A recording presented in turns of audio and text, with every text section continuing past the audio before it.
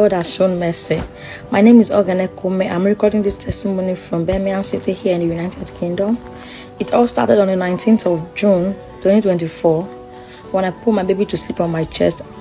I noticed her breathing was fast. I was worried. By morning, I took her to the GP. The GP checked on her and said she's got a little bit of tonsillitis, and also because she's an active baby. But because I had concerns, I had to refer us to A&E to sit in City Hospital here in Birmingham. When we got there, they checked on her. They didn't say anything different from what the GP had said. The Holy Spirit just put in me to tell them if I could put her to sleep so they would check, because I was worried. I did put her to sleep. They checked on her, and they actually saw that the breathing was fast while in her sleep. Immediately, they took us in the ward. When we got in the ward, they checked on her. They did X-ray, they did echo, they did scan, and they said there's fluid in her lungs. The muscle that's pumping the heart is weak, and they started administering medication. By 21st of June, being the next day, my baby just went from 100 to 0. She was really weak, and they came and said she was not responding, that they needed to take us to a specialist hospital. By 10 p.m., that's on 21st of June, the ambulance came and they were having a word with me, telling me that they're taking me to the specialist hospital. My baby's condition is really bad and she may not survive before we get there. I rebuked it, I prayed, and we got in the ambulance and went to Birmingham Children's Hospital. Immediately we got there, they checked on her. They said that her condition was really bad and they needed to do an emergency surgery. I need to sign. The surgery could affect her brain. She could lose her memory. A lot of negative things, 50-50. She could even die. I rebuked it. I was praying. I signed the document. I put one phone by her bedside playing NSPD morning prayer. I held onto my other phone and I was praying as well.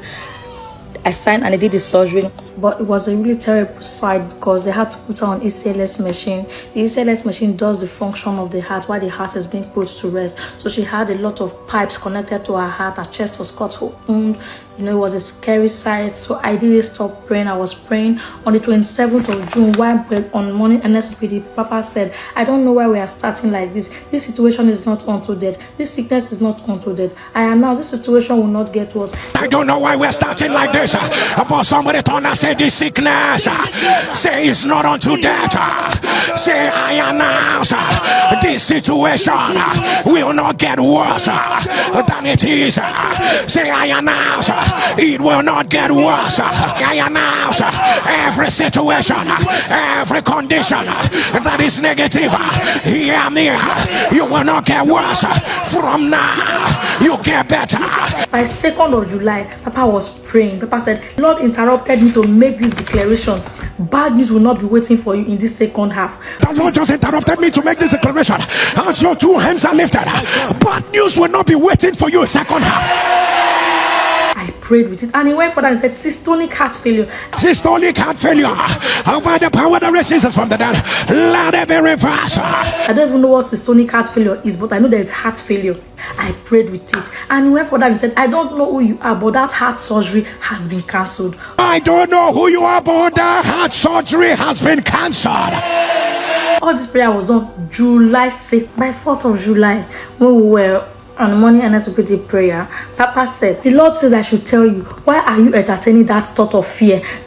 That thought and fear that you will die prematurely. Don't ever give room. I don't speak as a man, I speak as an oracle of God. Premature death will not come near you. You will not die premature. The Lord said I should tell you, why are you entertaining that thought and fear that you will die prematurely? The Lord said, why?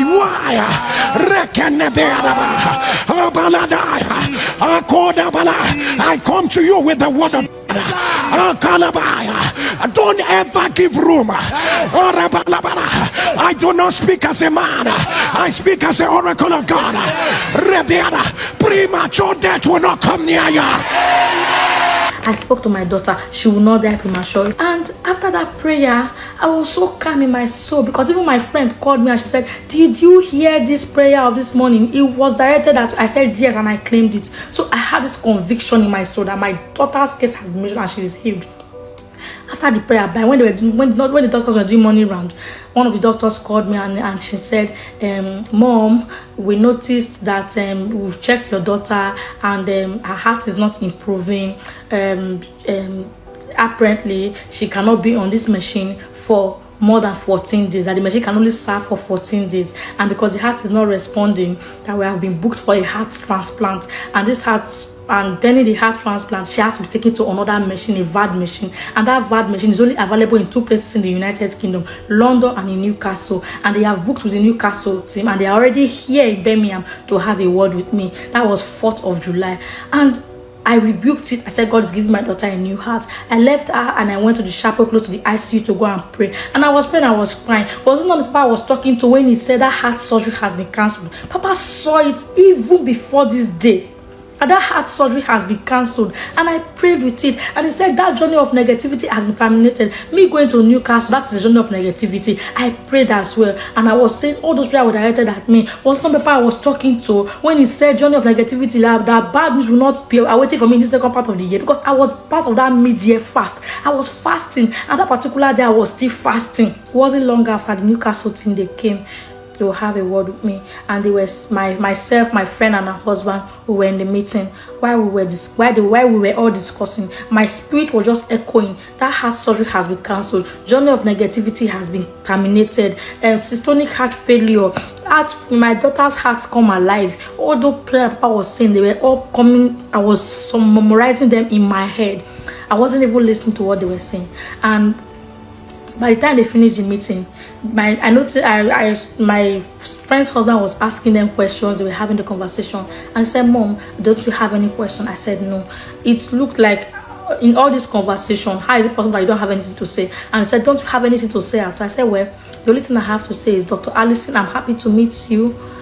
Dr. Fiona has said you're a very good person. I'm not in doubt, but I'm sorry to say myself and my daughter were not coming to Newcastle." I said, "Do you know why? God is giving her a new heart." This was the 12th day in the machine, so she has just 2 days to be in that machine before we're taking to Newcastle, and all this decision has to be made before on the 14th. We have to journey to the 14th day. It means we have to go to Newcastle either today night, and I'm not joining that journey of negativity. I said, so my evidence is today, and I prayed. It wasn't long after the doctors they came and they said they needed to check my daughter, that it's a normal procedure they have to do before we journey to Newcastle. And because they also said I needed a family member to go with me, I have to make preparations. So because all these plans, I have to make that plan that very day. All these plans have to be made on the 13th day on the ECLS machine. That was on the 5th of July 2024. Lo and behold, what I said to the doctor, I said, what you saw before, you will not see again. They looked at me, it sounded crazy. They left me and they were doing their scan. Immediately they were doing their scan, there were like 5 doctors. I heard one of them whisper, "I think her heart is beating. I think her heart is beating." The other was, "Are you sure? It's not the machine I explained up already." They checked and they came and they met me and said, "Mom, we noticed the heartbeat. We would like to take your daughter off the machine for 2 minutes to be sure that it's not the machine that." I told them, "It's not the machine that explained. My daughter's heart. God gave her a new heart yesterday, being the 4th of July. Today I'm having my evidence." And he looked at me. I sounded crazy to them, and they went and they checked. They took her off the machine for 2 minutes. It was my daughter's heart. Lo and behold, I was shouting, what God cannot do does not exist. What God cannot do does not exist. The minute I got up, one of the doctors looked at me and gave me a hug and said, "Mom, whatever you are doing is working. Don't stop."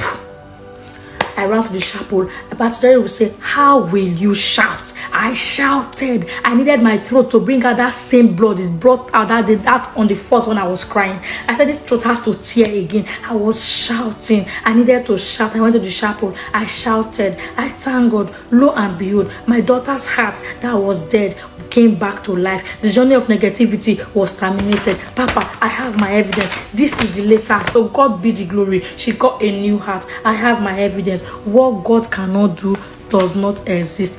This is the child that said they needed a heart transplant. This is the child.